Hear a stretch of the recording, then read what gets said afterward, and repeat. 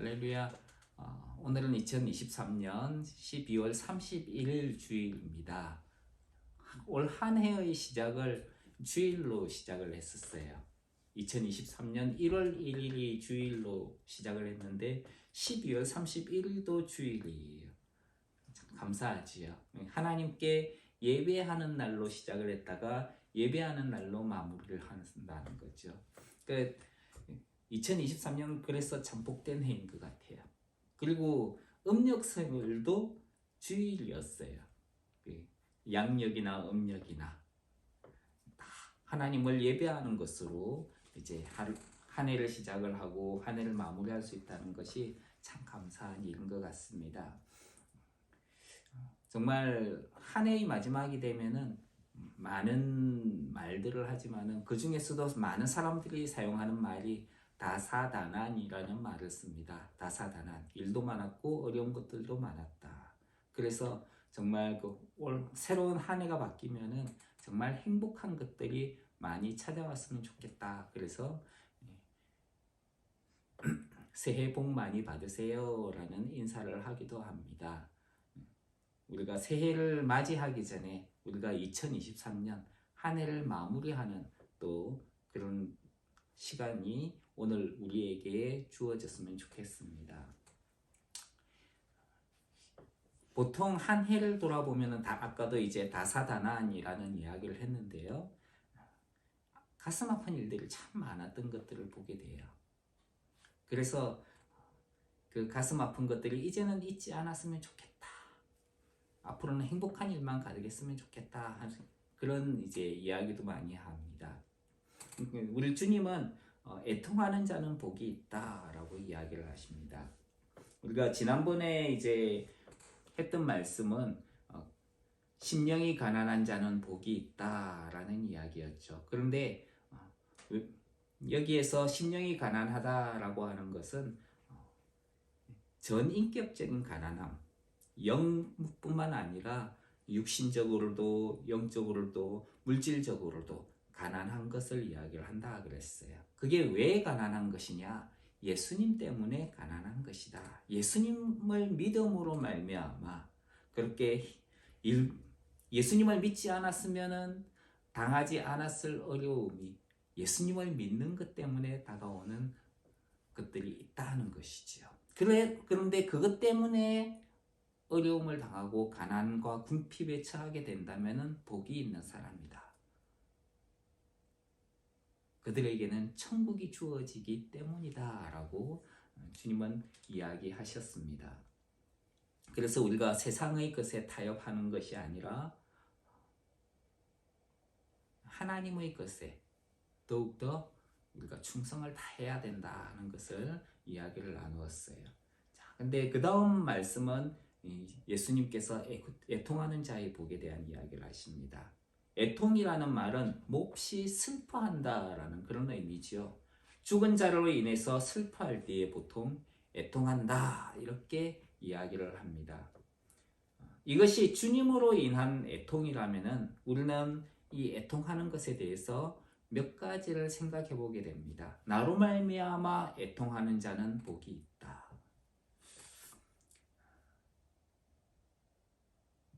예수님께서 십자가의 고난을 당하시면서 우리가 그것을 바라보면서 애통한다 하는 것을 우리는 먼저 생각해 보게 됩니다. 스가랴서 성경에는 이렇게 이야기를 하고 있습니다. 내가 다윗의 집과 예루살렘 거민에게 은총과 간구하는 심령을 부어주겠다. 그들이 그 찌른 바 그를 바라보고 그를 위하여 애통하기를 독자를 위하여 애통하듯 하며 그를 위하여 통곡하기를 장자를 위하여 통곡하듯 하리로다. 그날에 예루살렘에 큰 애통이 있으리니 머깃도 골짜기 하다들몬에 있던 애통과 같을 것이라. 이 스가랴서 성경은 예수님이 태어나기 전에 선지자에 의해서 스가랴라는 선지자에 의해서 기록된 성경입니다. 근데 여기에 보면은 애통하는 심령을 부어주겠다. 그들이 그 찌른 바 그를 바라보겠고 이렇게 이야기를 합니다. 이것을 보면은 이것이 예수님께서 십자가에 달리셨을 때에 찔림을 받았던 사건인 것을 우리가 쉽게 연상해 볼 수 있습니다. 즉 예수님께서 십자가에서 고통을 당하신 것을 보고 애통해 하는 것이지요. 예수님께서 나무에 달려 우리를 위한 속죄 제물이 되어 주셨습니다. 그렇기 때문에 우리는 하나님 앞에서 모든 죄를 용서받게 된 것이지요. 또 우리를 대신해서 나무에 달리심으로 율법의 저주를 받게 됩니다. 신명기 성경에 보면요, 나무에 달린 자마다 저주 아래에 있는 자다 이렇게 이야기를 합니다. 그 말씀과 같이 예수님은 십자가라는 나무에 달리십니다.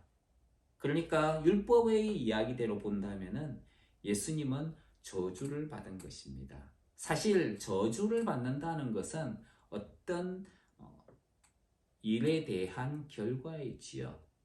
사실은 죄에 대한, 잘못에 대한 결과가 저주입니다. 근데 예수님은 아무런 잘못도 저지르지 않았는데 십자가에서 저주를 받게 됩니다. 그렇다면 예수님께서 그렇게 저주를 받으신 것은 예수님이 하신 일 때문이 아니라 다른 누군가가 했던 일을 대신 저주를 받았던 것이다 라고 하는 것을 알 수 있게 되는 것이지요. 그래서 십자가는 우리의 사실을, 그러면은 그 저주를 원래 받아야 될 존재가 누구냐? 그 우리 인간이라는 것이죠. 예수님은 하나님이시고 그 저주를 받으실 분이 되어서는 안 되는 것입니다. 근데 예수님이 받으셨어요. 왜? 나를 대신해서. 한번 따라해 봅시다. 나를 대신해서. 나 때문에 예수님이 십자가의 저주를 받으신 거예요. 그러므로 그것을 통해 가지고 우리의 저주를 예수님이 받으시고 우리는 예수님의 은혜를 입게 된 것이지요. 그래서 예수님의 십자가는 죄 사함과 율법의 저주로부터 우리를 벗어나게 하는 하나님의 위로이고 하나님의 은혜인 것입니다. 그래서 성경은 예수님을 믿는 사람들에게 이렇게 이야기를 합니다. 하나님 어린 양이 우리의 목자가 되신다. 그래서 생명수 샘으로 인도하시고 하나님께서 우리 눈에서 모든 눈물을 씻어 주실 것이다 라고 말씀합니다. 예수님을 믿는 이들에게 하나님께서 목자가 되시고 우리를 인도하시고 슬픔을 씻어 주시는 것이지요. 성경 이사야서에 보면은 예수님께서 당한 고난에 대해서 이렇게 이야기를 합니다. 그는 실로 우리의 질고를 지고 우리의 슬픔을 당하였거늘 우리는 생각하기를 그는 징벌을 받아서 하나님에게 맞으며 고난을 당한다 하였노라. 십자가에 못 박히셨을 때에 사람들은 다 그렇게 생각을 했죠. 저 사람 때문이다. 자기가 지은 죄 때문에 예수가 고난 당한다라고 그렇게 이야기를 했던 것이죠. 그런데 실상은 그게 아니었다는 거예요. 그가 찔림은 우리의 허물을 인하며 그가 상함은 우리의 죄악을 인하며 예수님이 자기 잘못 때문이 아니라 우리의 허물과 우리의 죄악 때문에 십자가에 달리셨다는 거예요. 그것을 믿는 사람들에게 하나님은 그래 너는 의로운 자다 이렇게 인정해 주시는 것이죠. 심지어는 그가 징계를 받음으로 우리가 평화를 누리게 되었고 그가 채찍에 맞음으로 우리가 나음을 입었다. 치유와 회복이 임하게 되었다라고 이야기를 합니다. 예수님께서 십자가에서 고통당하심으로 우리에게 회복이 있게 되었다는 것이지요. 우리는 양처럼 우리가 갈 길로 갔지만은 하나님께서는 우리 무리의 죄악을 그에게 담당시키셨다라고 이야기를 합니다. 성경에는 또 하나님께서 마음이 상한 자에게 가까이 하시고 중심에 통회하는 자를 구원하신다라고 말씀합니다. 그래서 예수님의 그 십자가를 보면서 그것이 나를 위한 것이다. 애통하는 자에게 복이 있나니 그들이 위로를 받게 될 것이다. 그리고 예수님을 믿은 후에 자신이 지은 죄를 깨닫고 그로 인하여 마음 아파하며 통회하고 회개하는 자를 하나님께서 구원의 은혜를 베풀어 주시는 것이죠. 2023년이 다가가기 전에 우리가 하나님 앞에 잘못한 것들이 있다면 마음 아파하고 그 죄로 인하여서 마음 아파하고 회개하는 하나님의 은혜가 있기를 주님의 이름으로 축원합니다. 애통하는 자 복이 있나니 위로를 받을 것이다. 예수 그리스도의 십자가를 바라보면서 나의 죄가 하나님을 슬프시게 했구나. 그것을 깨닫고 하나님 앞에서 회개하는 것이지요. 그리고 예수님의 그 십자가를 바라보면서 예수님이 나를 대신해서 십자가에 못 박히셨구나. 애통이 나면서 그 주님께서 하신 것이 나를 위한 것이다 하는 것을 인정하고 받아들이는 사람에게 하나님의 그 하늘의 위로가 임하게 된다는 것입니다. 그 하늘의 위로가 임하는 은혜가 있기를 주님 이름으로 축원합니다. 자, 이것이 첫 번째 의미라면 또 하나는요. 우리가 주님을 믿는 것 때문에 몹시 슬픈 일이 생기는 것을 가리키기도 합니다. 애통하는 일이 생기는 것이지요. 우리의 삶에 있어서 주님을 믿는 것 때문에 애통해야 하는 일이 무엇이 있을까요? 예수님을 믿는 것 때문에 환난 가운데에서 사랑하는 가족이 죽임을 당한 경우도 있습니다. 몇 년 전에 터키에서 예수님 믿는 사람들, 그리스도인들이 괴한의 습격을 받아가지고 죽었다는 그런 일이 있었죠. 한국 사람들은 그 중에 어떤 한국 사람은 죽임을 당하기도 했고 추방되기도 했습니다. 선교지를 오가면서 교통사고로 남편을 혹은 아내를 잃기도 했고요. 사랑하는 딸을 잃은 가족도 있었습니다. 강도가 들이닥쳐 가족과 모든 소유를 잃은 사람들도 있었어요. 주님을 위해서 헌신했는데 복을 받아야 된다 그랬는데 주님을 믿으면 복이 온다 그랬는데 그래서 주님을 위해서 헌신을 했는데 세상적으로 보면은 아픔을 당한 거예요. 이게 어떻게 복입니까? 라고 호소할 수 있는 것이죠. 그런데 주님은 그런 이들에게 위로가 있을 것이다 라고 말씀하십니다. 지난 여름에 저희 가족에게 있었던 일 중에 하나지요.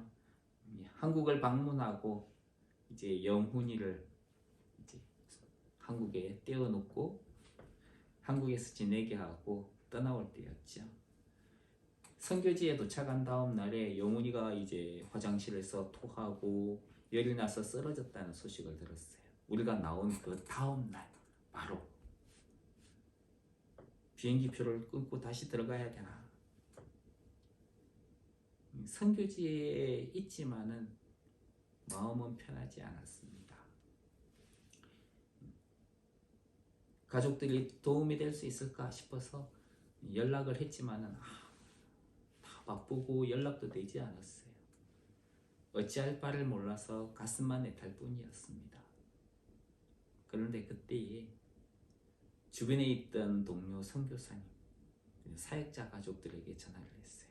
그런데 자기 일처럼 발벗고 나서서 도와주었던 것이지요. 병원으로 이송도 해주고 수술할 때에는 저희 부부를 대신해서 그 자리에 있어주면서 지켜주었습니다. 얼마나 감사한 일인지 모릅니다. 주님께서 주님으로 인해서 애통하고 수고하는 이들에게 위로를 해주신 것이지요. 예수님을 믿는 것 때문에 여러분이 환난이나 핍박이나 어려움을 당하고 있습니까? 세상적으로 보면은 슬프고 힘든 일입니다. 그런데 하나님은 그들에게 주님의 위로가 있을 것이다 라고 이야기를 합니다. 애통하는 자는 복이 있나니. 카자흐스탄에 있으면서 그 제가 2004년도에 카자흐스탄 처음 오게 됐는데요. 우리 가족하고 온 거는 2006년도인데 2004년도에 9월 달에 처음 왔었는데 제가 카자흐에 도착하기 직전에 큰 일이 있었어요. 저희가 살고 있는 이 알마타에서 북쪽으로 한 1000km 정도 떨어져 있는 카라간다라는 도시가 있는데요. 거기에 사역을 하시겠다고 들어오셨던 선교사님이 가족이 있었습니다. 근데 선교사님이 아이들을 데려다 준다고 학교에 간 틈에 그 사이에 사모님이 강도를 맞아가지고 집에서 돌아가신 거예요. 얼마나 충격이 크겠습니까?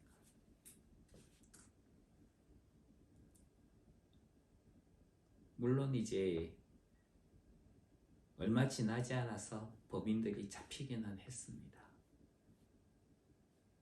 근데 그 소식은 한국에 전해졌고요. 그리고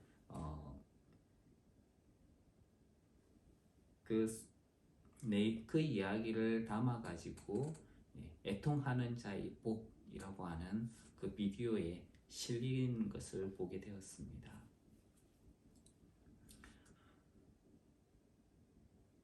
주님을 믿는 것 때문에 고난을 당하는 자들, 여러분들도 주님을 믿는 것 때문에 불합리함과 그리고 어려움을 당하고 있습니까? 주님은 그것 때문에 힘들어하지 말라. 내가 너희에게 위로를 주겠다라고 말씀하십니다. 애통하는 자의 복, 우리는 두 가지를 보게 됩니다. 하나는 내가 하나님 앞에 지은 죄 때문에 슬퍼하며 통회하고 회개하고 그리고 십자가에 달린 그 예수님을 바라보면서 나를 위해서 나 때문에 예수님이 십자가에 달려 죽으셨다.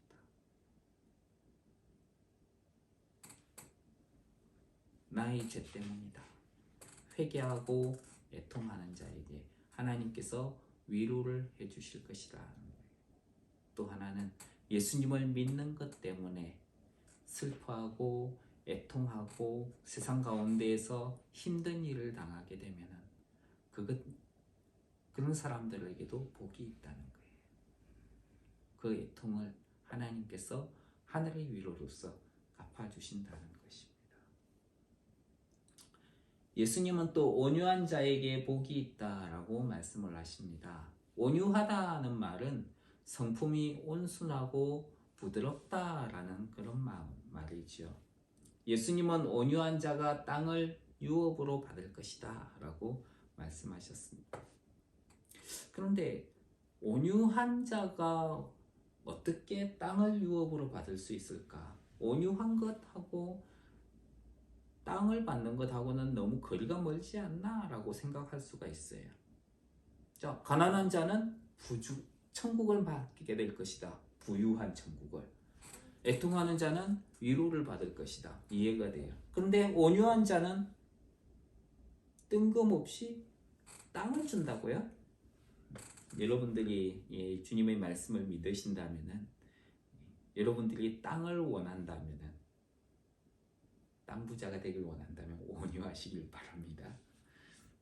자, 이 온유함이라고 하는 것이 그럼 도대체 무엇일까? 시편 37편에 보면은 이런 이야기를 하고 있습니다. 시편 37편에서는 온유한 자는 땅을 차지하게 될 것이다 하는 이야기가 선포되고 있어요. 거기에 이렇게 이야기를 합니다. 행악자를 인하여 불평하지 말며 불의를 행하는 자를 투기하지 말라. 우리는 악을 행하는 사람들을 보면서 이 사람이 나쁜 짓을 저지르고 있다 그러면서 막 불평하고 그리고 그 사람에 대해 가지고 화를 내는 경우도 있어요. 그런데 성경은 행악자를 인하여 불평하여 하지 말라. 그리고 불의를 행하는 자를 투기하지 말라라고 말씀합니다. 그럼 어떻게 하라는 겁니까?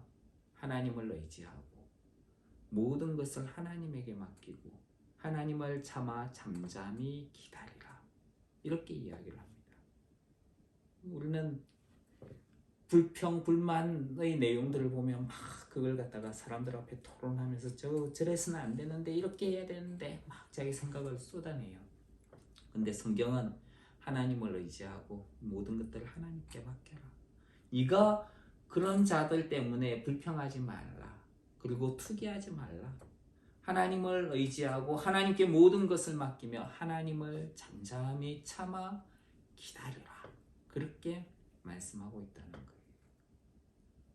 그리고 이것이 온유함이다 라고 말씀합니다.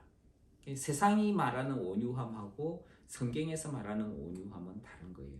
성경이 말하는 온유함은 바로 하나님을 의지하고 하나님께 모든 것을 맡기면서 하나님을 잠잠히 참아서 인내하면서 기다리는 것.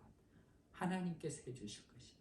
그렇게 기다리는 것을 온유함이라고 이야기를 한다는 것입니다. 성경에서 온유한 사람 하면은 제일 처음 등장하는 사람이 있어요. 그 사람에게 이 사람은 온유한 사람이다 라고 이야기한 사람이 있어요. 그 사람이 누구냐 하면은 모세라는 사람입니다. 예, 맞아요. 그 이스라엘 백성들을 이집트에서 끌어냈던 사람이에요. 어쩌면 그 모세의 삶을 보면은 온유라는 것하고 거리가 먼 삶인 것을 알 수 있습니다. 모세는 이스라엘을 핍박받을 당시에 태어난 사람이었죠. 아이를 키우다가 아이가 점점 커지니까 이 아이를 감당할 수가 없어가지고 이집트 사람에 의해 가지고 죽임을 당할까봐 나일강에다가 바구니에 역청을 발라서 띄어보냈습니다. 그렇게 죽도록 내버려뒀는데 그것이 바로의 공주에게 흘러 들어가게 됩니다. 그리고 바로의 공주는 그 아기를 자기 아이인 것처럼 그렇게 궁에서 키우게 되지요. 어쩌면은 모세는 파라오의 후계자가 될 수도 있었을 거예요. 근데 모세는 그렇게 모세가 장성할 때에 모세를 양육했던 사람이 누구였느냐면은 파라오의 공주이기도 했지만은 그 누이가 모세가 어떻게 되는지를 따라가면서 보다가 보니까 공주에게 갔거든요. 그래서 그 공주에게 가가지고 당신을 위해서 젖먹일 사람을 구해주겠습니다. 그렇게 해서 자기 어머니를 데리고 갑니다. 어머니의 손에서 양육을 하게 되죠. 그러니까 그 어머니로부터 자기 민족에 대한 이야기를 얼마나 많이 들었겠어요. 그렇게 자라난 모세가 지도자가 되어서 자기 형제들에게 나가서 그 형제들이 힘들게 일하는 것을 보게 됩니다. 근데 그때 애굽 사람 하나가 자기 형제를 괴롭히거든요. 그래서 그 애굽 사람을 갖다가 쳐 죽이게 됩니다. 어떻게 보면 성격이 불같은 사람이에요. 자기 민족을 돕고자 하는 마음은 있었지만은 그가 하는 행동은 온유함보다는 오히려 난폭함에 가까웠던 사람이었습니다. 내가 하겠다. 그런데 그런 그가 하나님을 만난 이후로 그의 삶이 바뀌게 됩니다. 광야에서 모세가 이스라엘 백성들을 이끌게 된 것이지요. 그때 모세가 구스 여자를 취하게 됩니다. 자기 가족이 자신을 비방하는 것을 그때 듣게 됩니다. 구스 여자라는 것은 흑인이에요. 흑인. 그 당시에 이 구스라는 말은 히브리어로 끔다라는 말이거든요. 검은 사람, 흑인을 이야기를 하는 거예요. 그러니까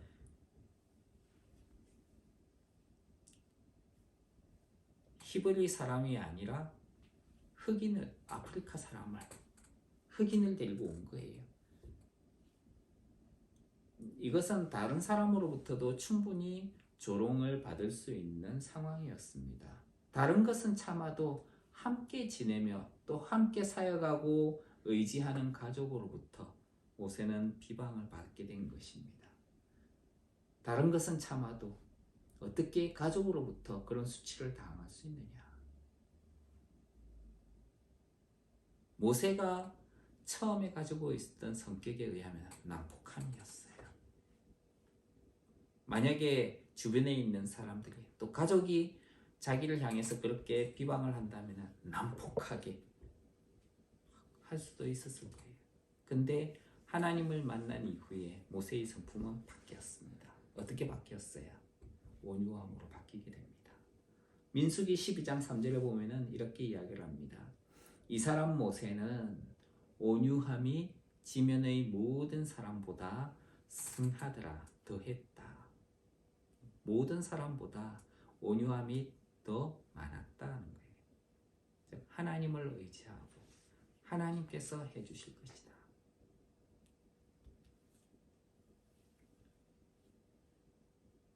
하나님을 만났기 때문에 모세의 성품에는 그런 변화가 일어나게 됐던 것이지요. 그렇다면은 우리가 하나님을 만난 사람이라면 우리의 성품에도 변화는 생기게 될 것입니다. 은혜를 받았다라고 하는 말을 많이 사용하지요. 은혜를 받았다는 것은 일반적으로 말씀을 들을 때 즐거웠다든지 모르는 지식을 알게 되었을 때 많은 사람들이 사용을 합니다. 그런데 은혜를 받았다는 것은 사실 삶의 변화가 따라와야 되는 거예요. 결단을 하고 내가 이렇게 살겠습니다. 그리고 그렇게 사는 결단이 필요한 거예요. 이것이 은혜 받은 자의 삶이에요.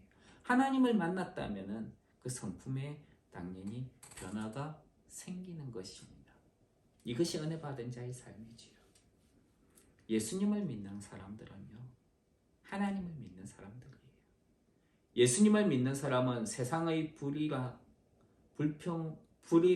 세상의 불의한 것들 때문에 불평이나 원망하는 사람들이 아닌 사람들입니다. 예수님을 믿는 사람들은 불평이나 원망을 하지 않고 오히려 하나님을 믿는 믿음으로 감사하면서 사는 사람들입니다. 지금의 상황을 하나님께서 이끌고 계시다. 만약에 우리가 불평을 한다면요, 지금 이끌고 계신 선하신 하나님에 대해서 불평하는 것이고 하나님을 인정하지 않는 것에 불과합니다. 그렇기 때문에 우리는 늘 감사함으로 살아야 하는 것이지요. 이것은 우리가 감사할 수 없는 상황 속에서도 예수님을 믿는 믿음으로 감사하게 되는 것입니다. 모든 것을 하나님께서 이끌고 계시기 때문입니다. 그리고 그 하나님은 우리를 지금도 선하게 이끌고 계십니다. 그래서 온유한 자는 복이 있다. 악인은, 행악자는 금세 이 땅에서 없어질 것이지만 온유한 자, 하나님을 의지하고 믿고 하나님을 기다리는 자는 이 땅에 계속 남아 있어서 그 땅을 차지하게 될 것이다. 주님은 나로 인해서 너희가 그런 불의한 일을 당한다면 오히려 하나님을 바라보면서 잠잠히 기다려라. 하나님께서 너희에게 그 은혜를 베풀어 주실 것이다 라고 말씀하고 있다는 것입니다. 그래서 우리가 온유한 자로 한 해를 마무리하면서 애통하는 자로, 그리고 또 한 해를 준비하면서 온유한 자로 하나님이 주시는 그 은혜와 복에 참여하는 은혜가 있기를 주님 이름으로 축원합니다. 기도하겠습니다. 하나님, 우리가 주님을 믿는 자로서 2023년 이 한 해를 보내면서 우리의 지은 죄를 인하여서 하나님 앞에 회개하며 예수님께서 달리신 그 십자가를 바라보면서 이 십자가가 나를 위한 것이다, 나 때문이다 라고 하는 것을, 나의 죄 때문이라고 하는 것을 회개하며 애통해야 하며 바라보고 또 하나님 앞에서 우리의 마음을 새롭게 하고 또 우리의 죄를 2023년을 깨끗하고 또 정결하게 하고 또 새로운 한 해를 맞이할 때에 온유한 심령으로 살아가는 우리 귀한 성도들이 되게 하여 주시옵소서. 예수님 이름으로 기도합니다.